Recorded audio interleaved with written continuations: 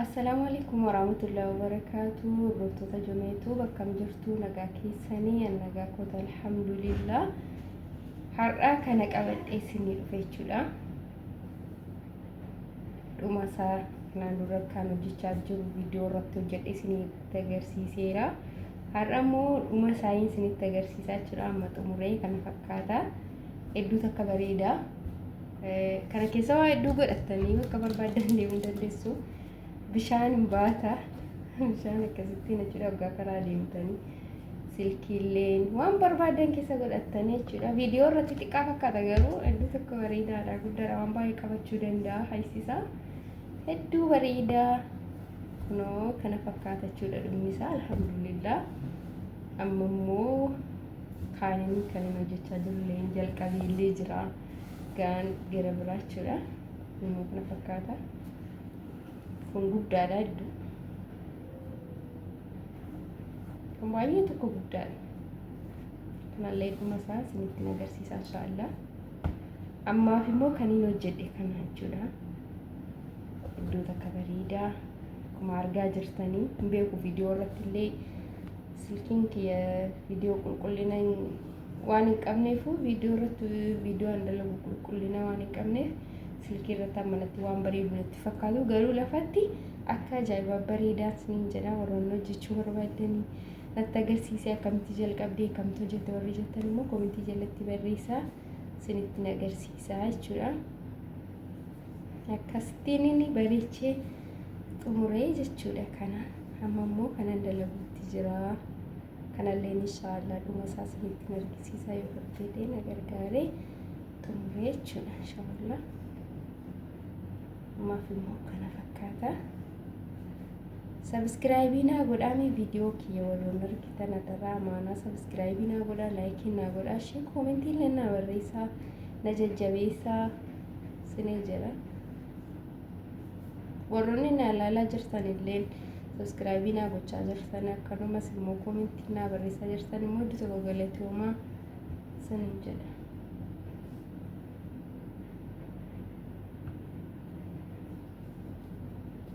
Kunillee nishaantuma akkuma kanaadha garuu kuni kanarra guddaadha. Kun xixiqqaama waan salphaa ta'e qabattee taniitti deddeebi'u bakka deddeemuu yoo ta'e malee huccuun namni kan qabatu. Ni nama hojjechaa jiru kun garuu waa baay'ee qabachuu danda'a. Waa hedduu qabachuu danda'a. Inshaallah isinitti agarsiisaa xumura jechuudha saganallee. Tokko dhuma isaa irratti inshaallah.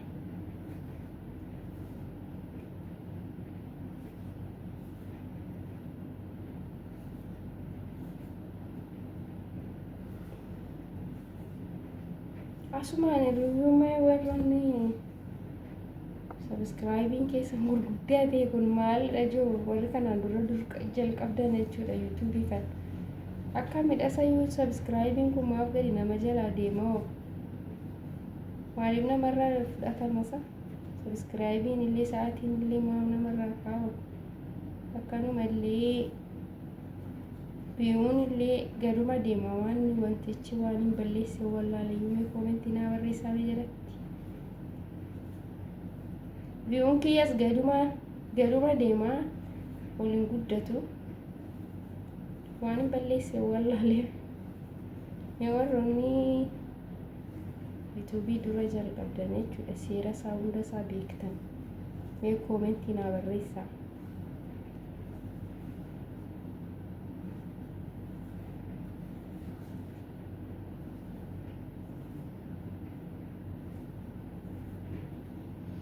Argaa jirtan tiiree akkamitti akka hojjechaa jiru mul'ata natti fakkaata.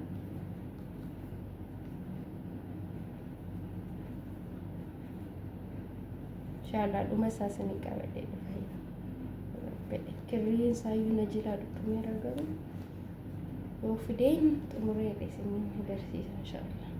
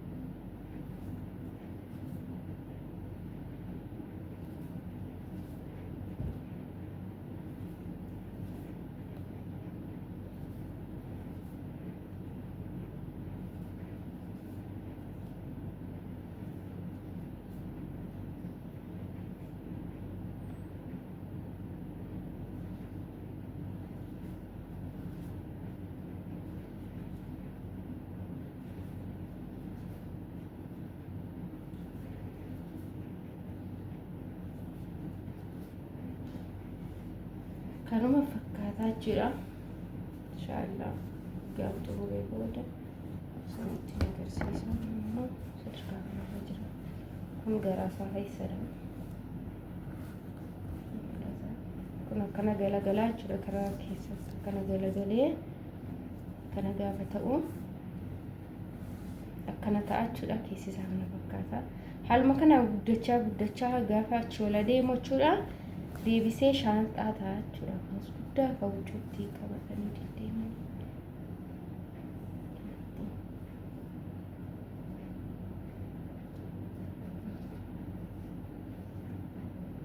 Bareeda.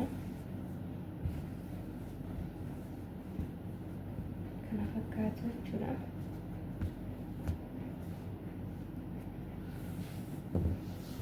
Sumarraan immoo subscribe naa gochuu akka hin dagagne, like naa gochuu akka hin dagagne ishee